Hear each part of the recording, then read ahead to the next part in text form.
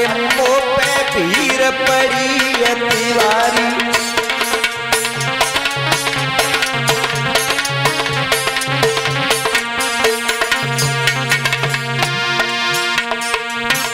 अरे हाथ जोड़ी की बिने हमारी, अरे माफ करो प्रभु तुम यसुरारी।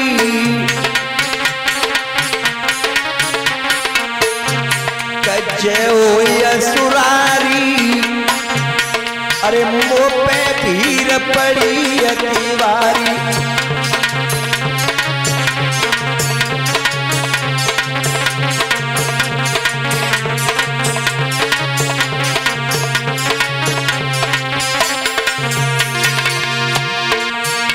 तेरे सुने तकारी, अरे मुँह पे भीड़ पड़ी है तिवारी।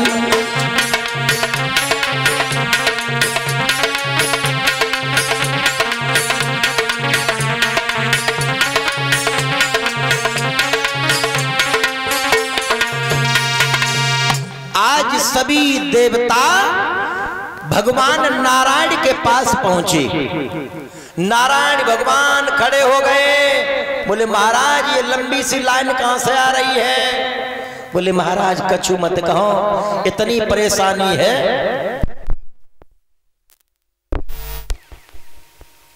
महाराज कुछ मत कहो, इतनी परेशानी है, सिंध और निसिंध ने अत्याचार मचा दिया है। नारायण भगवान बोले मदद लेने आए हो गए? बोले हाँ। क्या मदद चाहिए? बोले महाराज सिंध और निसिंध दोनों को मार दीजिए। भगवान बोले हमें बेवकूफ समझ लिया है तुम लोगों ने। तुम किसी के दरवाजे पे मिलाई करने जाओ, किसी को सम्मान देने जाओ और हमारे पास आ जाते हो कि चलो प्रभु इसको मार दीजिए। क्या मेरे वो भक्त नहीं है?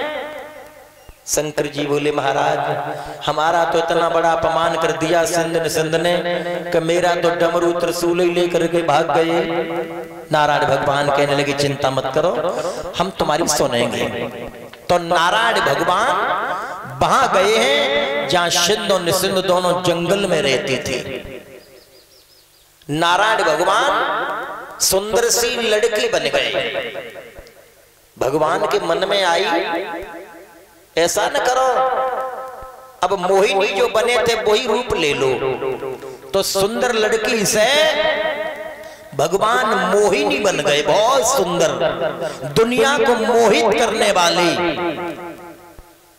लेकिन पैरों में बिछिया उतार के धर दिए मोहिनी भगवान ने, स्त्री बने हुए। और जाकर के दोनों रहे और वहीं जाकर के भगवान नारायण रोने लगे। सिंदूर है बड़ा, निसिंदूर है छोटा। तो दोनों कहने लगे भैया ये स्त्री कहां की है जो यहां जंगल में रोई है आकर के? कौन हो बताओ, कहां से आई हो? तो नारायण भगवान स्त्री के रूप में बोले मेरे पति खत्म हो गए और घर वालों ने, परिवार वालों ने निकाल दिया, अब मुझे केवल 2 रोटियों की सड़ चाहिए। सिंध छोटे वाले से बोला भैया बहुत अच्छो भगवान ने करो, ऐसो करो तो दुनिया को छोड़ो, हम बड़े हैं और मेरा छोटा भैया है, तुम्हारी इच्छा हो बाके साथ में ब्याह कर ले। तो भगवान नारायण स्त्री के रूप में बोले कोई बात नहीं, तुम बड़े हो तो ये भी कायदा होता है कि बड़े वाले की शादी पहले होनी चाहिए, ठीक है हमारा वर्ण कर लो। तो वही मोहिनी भगवान बोले ऐसे थोड़ी कर लेंगे जैसे तुमने कह दिया, कुछ शादी में खर्चा होता है, हमारे लिए वस्त्र आभूषण लेके आओ और हम तुम्हारे लिए राजी हैं। तो बड़े वाले सिंधु ने छोटे निसिंध से कहा तुम यही रहना, अपनी भाभी की देखरेख करियो और हम जा रहे हैं इसके लिए वस्त्र आभूषण लेकर के आएंगे, ठीक है। तो बड़ा वाला गया वस्त्र आभूषण लेने के लिए और छोटा वाला निसिंध रहे बगल में बैठ गया। और जोई वहां से बड़े वाले गए, सोई बहे स्त्री रोने लगी निसुंद से। बोले क्या करे, हमारा तो मुकद्दर फूट गया, मेल तो हमारा तुम्हारा था, अब उनके साथ में कह दिया है तो हमारी उनसे राजी नहीं है, मेल तो हमारा तुम्हारे साथ में है।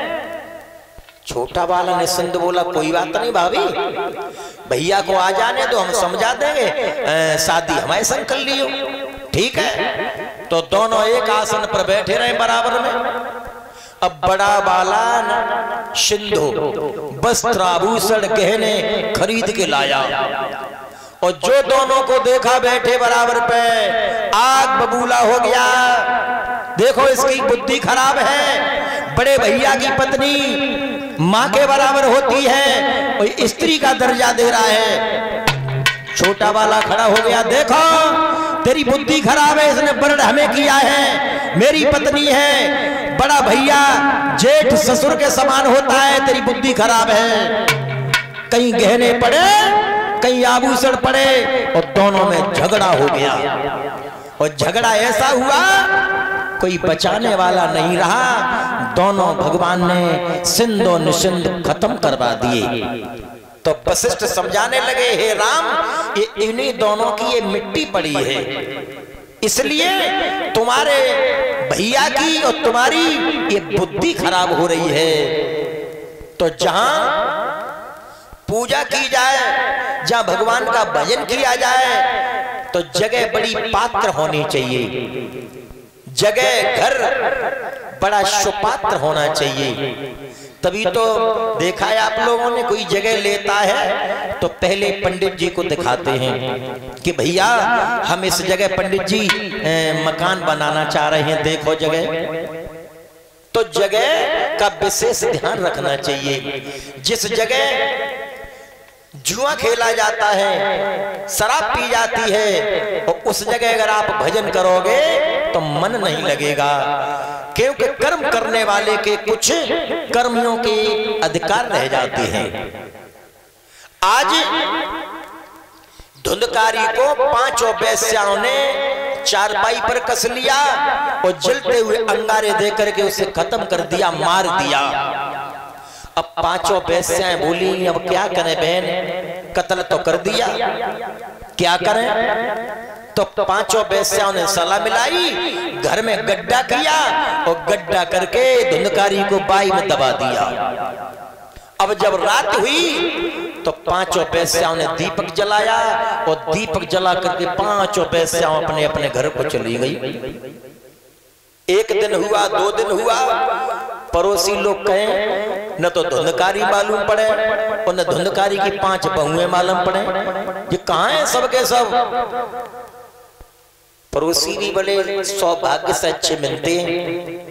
पड़ोसी ने धस के देखा, पूरा घर खाली पड़ा है, कोई पूजन के पात्र भी नहीं है, कोई बर्तन भी नहीं है पूजन के। पड़ोसी समझ गए कि धुंधकारी को चले गए नौकरी करने, की बहू चले गए, घर खाली हो गया। कुछ समय के बाद जो जंगल में चले गए थे छोटे भैया गोकर्ण, उन्हें अपनी जन्मभूमि की याद आई। ये जन्मभूमि ऐसी है, चाहे कहीं स्वर्ग में कोई बैठाल दे, लेकिन एक दिन अपने गांव की, अपनी जन्मभूमि की याद जरूर आती है। जननी जनस्य स्वर्ग भूमि सुपादे, ये जन्मभूमि स्वर्ग से भी बढ़कर के बताई है, इतनी अच्छी है। तो गोकर्ण को अपने गांव की याद आई, तो गोकर्ण गांव में आए। घर का चौपड़ हो गया, लेकिन एक तख्त पड़ा हुआ था, उस तख्त पर आकर के गोकर्ण बैठ गए। बे धुंधकारी की आत्मा प्रेत बन गई, वो भटकर करके इधर उधर रेंगने लगी है। कहीं हाथी बन करके आती है, कहीं आग बन करके आती है, कहीं इंद्र बन करके आती है। गोकर्ण समझ गए ये तो प्रेत आत्मा है किसी की। गोकर्ण ने अपने कमंडल से जल लिया, और जल लेकर के जैसे ही उसके ऊपर छिटका है, सोई उसकी आत्मा की आवाज उठने लगी। धुंधकारी रो करके बोला, भैया हम और कोई नहीं है, हम तुम्हारे बड़े भैया हैं, हमें 5 वेश्याओं ने मार करके घर में दबा दिया है। भैया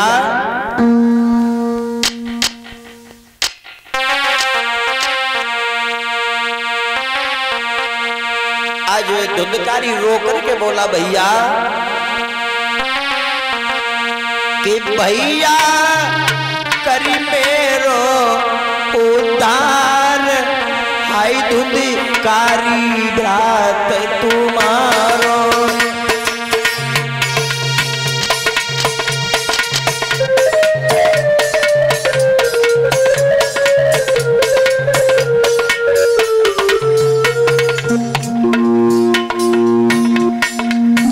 धुंधकारी भ्रात तुम्हारो, धुंधकारी भ्रात तुम्हारो।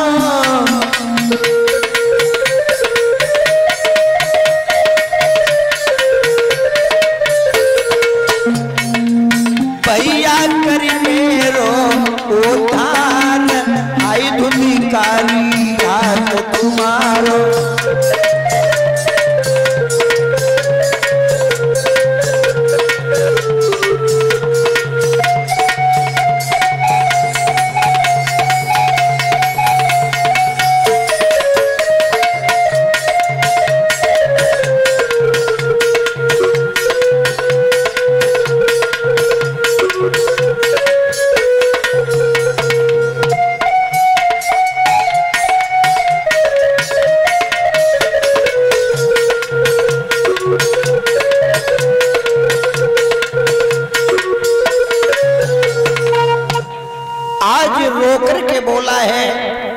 भैया हम और कोई नहीं है, हम तुम्हारे बड़े भैया हैं। कर्मों से तुम देवता बन गए और हम कर्मों से भूत बन गए हैं। हमें तुम्हारी भाभियों ने मार करके घर में दबा दिया है, हमारा उद्धार कर दो। उसी समय गोकर्ण कहने लगे हैं धुंधकारी तुम किसी को डराना मती, हम जा रहे हैं और सूर्य भगवान से तुम्हारी युक्ति का मार्ग पूछेंगे। हम ये कहेंगे कि मेरा भैया भूत बन गया है, उसका उद्धार कैसे होगा, उसे मोक्ष कैसे मिलेगा, लेकिन तब तक किसी को डराना नहीं। धुंधकारी कहने लगा ठीक है। गोकर्ण गए, सूर्य भगवान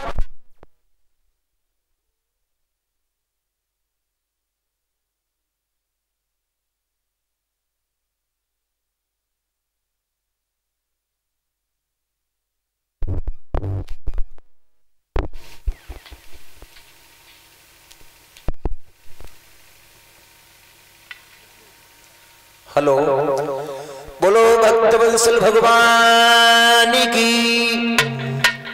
तो एक लाइन का कीर्तन सभी लोग बोले, क्योंकि भगवान की कथा में कीर्तन बहुत जरूरी होता है। चाहे कितनी भी सुंदर सब्जी बना लो, चाहे कितना भी घी डालो, लेकिन जब तक उसमें नमक नहीं डालोगे तब तक वो सुंदर स्वाद नहीं आएगा। तो ऐसे ही ये भगवान की कथा है। जब तक भागवत में कीर्तन, ये कीर्तन क्या है, एक भगवान का एक व्रत बताया है नारद भगवान ने। तो जैसे शरीर के लिए व्रत आवश्यकता होता है और वैसे ये कीर्तन, ये तुलसीदास कहते हैं राम कथा सुंदर करतारी, संशय बेग बिड़ावन हारी। ये भगवान की कथा जब अच्छी लगती है जब दोनों हाथों से तालियां बजाई जाए भगवान की। तो एक लाइन का कीर्तन बोले फिर कथा की ओर देखेंगे।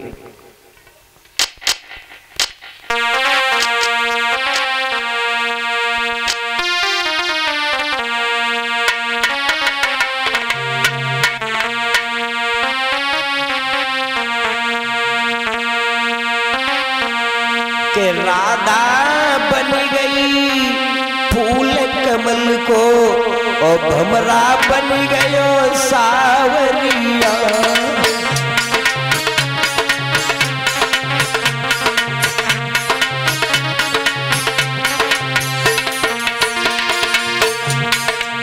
राधा बन गई फूल कमल को भमरा बन गयो सावरिया।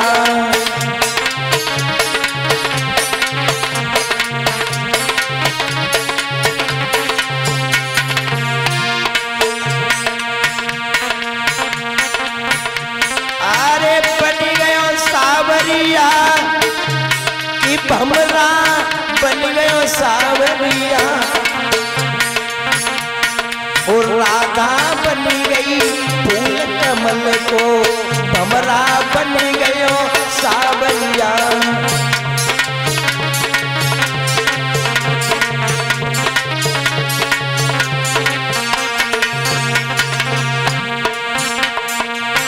अरे नदी किनारे बहता जावे,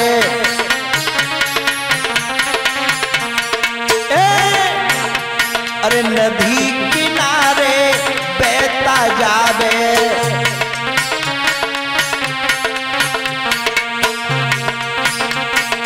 मन अपने को समझत जावे,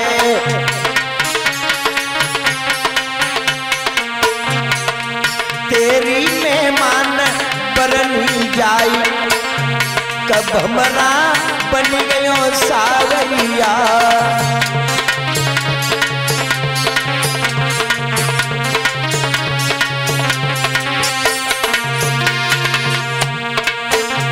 और राधा बन गई फूल कमल को, भमरा बन गयो सावरिया।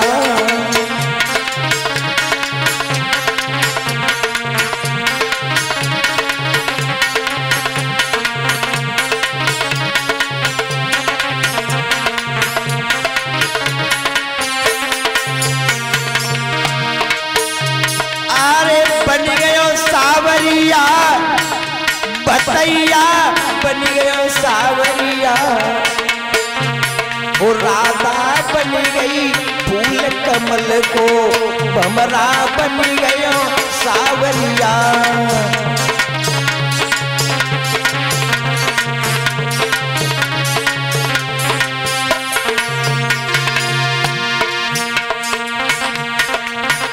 अरे कली कली पे जे ठहरावे, टाल टाल पे जे भमरावे,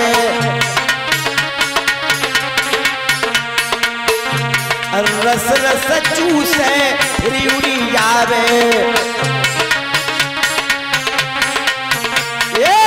रस रस चूसे फिर उड़ी जावे।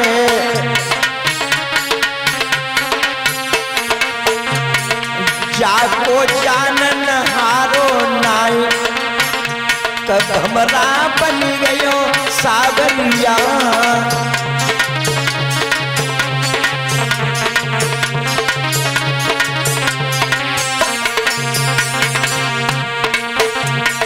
राधा बन गई फूल कमल को, भमरा बन गयो सावरिया।